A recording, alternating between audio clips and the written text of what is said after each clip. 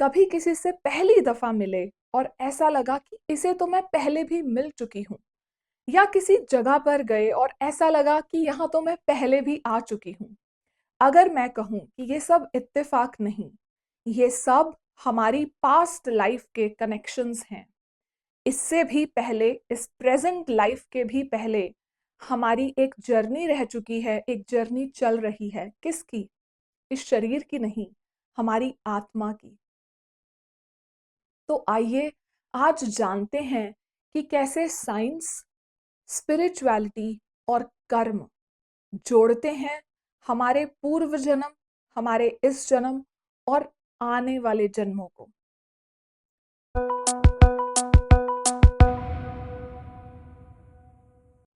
नमस्ते, हरि बोल, राधे राधे। मैं विजयलक्ष्मी आप सभी का पॉजिटिव हिंदी पर चल रही कर्म योग पर सीरीज में स्वागत करती हूँ।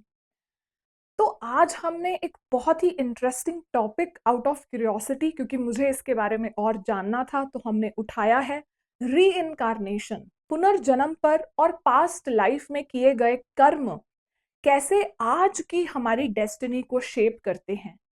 मजे की बात, क्या हम इसे बदल सकते हैं? तो इस एपिसोड में हम यही जानते हैं, इसी पर चर्चा करते हैं।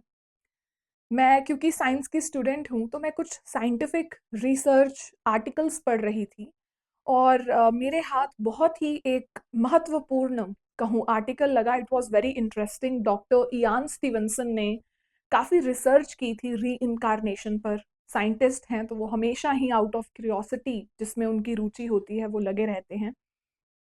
तो मैं मानती हूँ कि जो हम भक्त हैं वो भी क्या है, आउट ऑफ क्यूरियोसिटी, प्रभु के बारे में चीजें जानने की इच्छा जो हमारे अंदर है उसको फीड करते रहते हैं। तो हम भी साइंटिस्ट से कम नहीं है। तो जब मैं पढ़ रही थी तो मैंने देखा कि फॉर एग्जाम्पल मैं शेयर करती हूँ, एक बच्चा था, उसे अपनी पास्ट लाइफ के बारे में याद था। आपने सुने होंगे ऐसे बहुत सारे किस्से। तो वो उसे याद था कि वर्ल्ड वॉर 2 में वो पायलट था। उसने अपने जो उसके कलीग्स थे और दूसरे फाइटर्स थे उनका नाम बताया, उनको रिकॉग्नाइज किया, है ना। तो इससे ये पता चला कि वो जो है वर्ल्ड वॉर 2 में पायलट था और उसका फिर से री इनकारनेशन हुआ है। और भी आर्टिकल्स में ऐसे बहुत, I don't want to go deep down into that, बहुत सारे ऐसे थे बच्चे जिनके साथ उनको पास्ट लाइफ के बारे में मेमोरीज थी। तो साइंस भी मान रही है री इनकारनेशन पे, मगर पर मुद्दा हमारा वो नहीं है री इनकारनेशन को वैलिड प्रूफ करना या नहीं। मुद्दा ये है कि कैसे जो आज अभी हमें लाइफ मिली है इसे बेहतर किया जाए।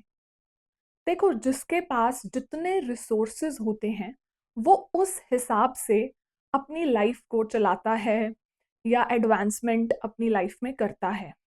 पर आज हम बात करेंगे एक ऐसी टेक्निक की जिससे हम कोई पैसा खर्च किए बिना अपने इस जीवन को सुधार सकते हैं। और ये कौन कह रहा है? मैं नहीं कह रही, ये हमारे शास्त्रों में लिखा है, श्रीमद् भागवतम में लिखा है, श्रीमद् भगवत गीता में लिखा है। श्रीमद् भागवतम में, भगवत गीता में क्या लिखा है? एक बहुत अच्छी बात, कि अगर आपको ब्रेक फ्री करना है from this cycle of birth and death, अपने पास्ट जन्म में जो हम अपना एक बैगेज, इमेजिन करो कि हम एक बहुत भारी थैला उठाए हुए हैं अपनी पीठ पर, जिसकी वजह से अब बोझ इतना है कि सही से चला नहीं जा रहा, और सामने एक जो माउंटेन है हमें वो पार करना है। कितना मुश्किल है ये। इससे भी मुश्किल है संघर्ष बना, संघर्ष से भरा ये जीवन, जहां पर ना सिर्फ अपने कर्मों का भार हम इंसान अपनी पीठ पर उठाकर चल रहे हैं, जिससे छुटकारा नहीं मिल रहा, अपितु और भी नए नए कर्म करके हम उस बोझे को और भी भारी कर रहे हैं। This is the reality. अपनाइए या नहीं। इलाज क्या है? इस चीज का इलाज क्या है? इसका इलाज है जो हमारे ग्रंथों में दिया गया है, भक्ति योग। बड़ा ही इंटरेस्टिंग है कि कैसे हम कर्म योग की सीरीज में भक्ति योग की बात कर रहे हैं, क्योंकि भक्ति योग को एकमात्र ऐसा साधन बताया गया है जिससे हम हमारे परमात्मा के साथ अपना एक कनेक्शन बना रहे हैं और सेल्फलेस सर्विस कर रहे हैं। जब हम अपने बॉस के लिए काम कर रहे हैं तो हमारे को कितनी वेकेशंस देनी है, कितनी तनख्वाह देनी है, पर आवर कितने डॉलर्स मिलेंगे या सैलरी कितनी मिलेगी, वो कंपनी डिसाइड कर रही है या हमारा बॉस डिसाइड कर रहा है। तो ऐसे ही जो रियल बॉस हैं of this universe, Jagannath ji, Shri Hari, जब हम उनके लिए 24/7 काम कर रहे हैं कि मैं काम पे जा रही हूँ, मैं भी काम पे जाती हूँ, और 9 to 5 जॉब में जब मैं काम पे जाती हूँ तो यही सोचो कि मैं तो श्री हरि के लिए काम कर रही हूँ। फिर क्या हुआ अगर मैं रोज बिहारी जी के मंदिर में बैठकर फूल की माला नहीं बना सकती? जो मैं ये कंप्यूटर पर बैठकर इनपुट दे रही हूँ, वो मैं इसको माला ना सही, प्रभु आप मेरा इस रूप में काम जो है वो स्वीकार करें फॉर श्री बांके बिहारी जी। तो भक्ति योग is this only simplest form of yoga and the highest level. अगर आप स्टेयर केस है एक चढ़ने के लिए बिल्डिंग में और एक एलिवेटर है, जब आप एलिवेटर से सीधा टॉप मंजिल पर जा सकते हो तो स्टेयर केस कर कर के 1000 सीढ़ी क्यों चढ़ना? हम सब वो एलिवेटर में चले जाते हैं, राइट? ऐसे ही वो जो एलिवेटर है वो क्या है? भक्ति योग, सीधा प्रभु से कनेक्शन बनाना। आपने देखा होगा कुछ लोगों के पास काफी सारे स्किल्स या कोई टैलेंट होता है। क्यों? क्योंकि उन्होंने अपनी पास्ट लाइफ में उसे प्रैक्टिस किया है, so now they are born with that. या कोई व्यक्ति जो भक्ति योगा में, प्रभु की भक्ति में बहुत प्रगढ़ है, बहुत आगे कहिए पहुंच चुका है। क्यों? क्योंकि उसने अपने पिछले जन्मों में भी वो साधना की है, प्रभु की भक्ति की है। क्या होता है कि जो भी हम अपना धन अर्जित कर रहे हैं, अपने रिश्ते बना रहे हैं, वो इस शरीर के साथ तो हम छोड़ देते हैं, लेकिन हमारे साथ हमारे अगले जन्मों में भी क्या जाता है?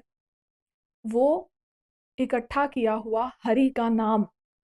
और फॉर एग्जाम्पल हम हर जन्म में शुरू से शुरुआत करते हैं, जीरो से स्टार्ट करते हैं, केजी, नर्सरी, ये सब, फिर से फर्स्ट क्लास, सेकंड, और ये सब करते हैं।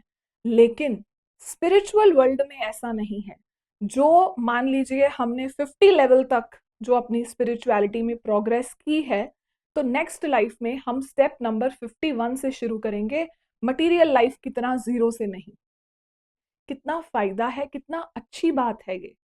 तो री इनकारनेशन में मानते हो नहीं मानते हो, पास्ट लाइफ में मानते हो नहीं मानते हो, फ्यूचर बर्थ में मानते हो नहीं मानते हो, कर्म हम सब कर रहे हैं।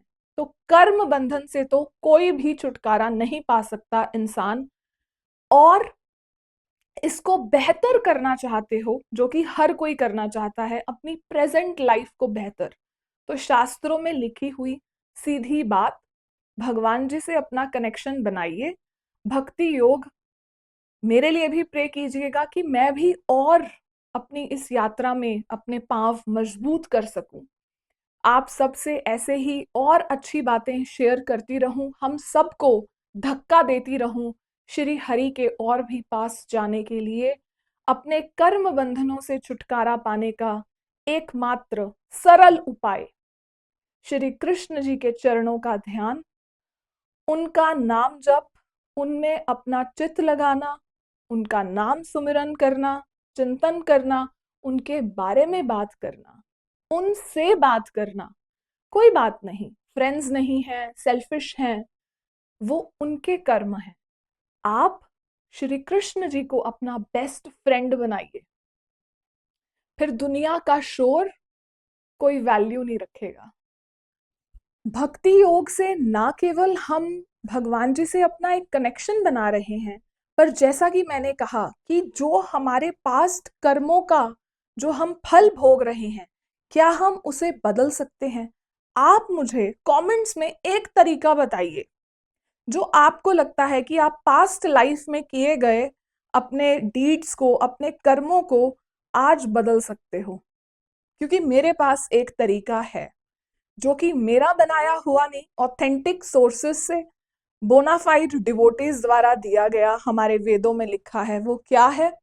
जब हम प्रभु का नाम जप करते हैं, जब हम प्रभु का नाम जप करते हैं, तो जो भी पास्ट में किए हुए हमारे कर्म हैं, भगवान जी हमें उनके फल से भी छुटकारा दिलवाते हैं।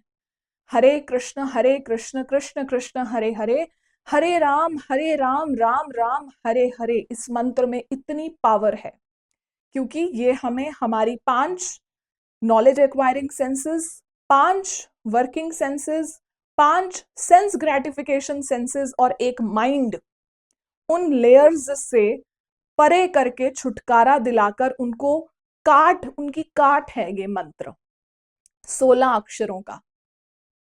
ये भगवान जी ने खुद श्रीमद् भगवद गीता में कहा है। तो भगवान जी की वाणी पत्थर की लकीर है। अगर आपको इस एपिसोड में कोई भी बात अच्छी लगी तो प्रेम से जरूर कहिएगा राधे राधे। मैं विजयलक्ष्मी मिलती हूँ आपसे अगले मंगलवार को यहीं YouTube और Spotify पर। तब तक के लिए हरे कृष्ण कृष्ण कृष्ण हरे हरे, हरे राम राम राम हरे हरे। नमस्ते, हरि बोल, राधे राधे।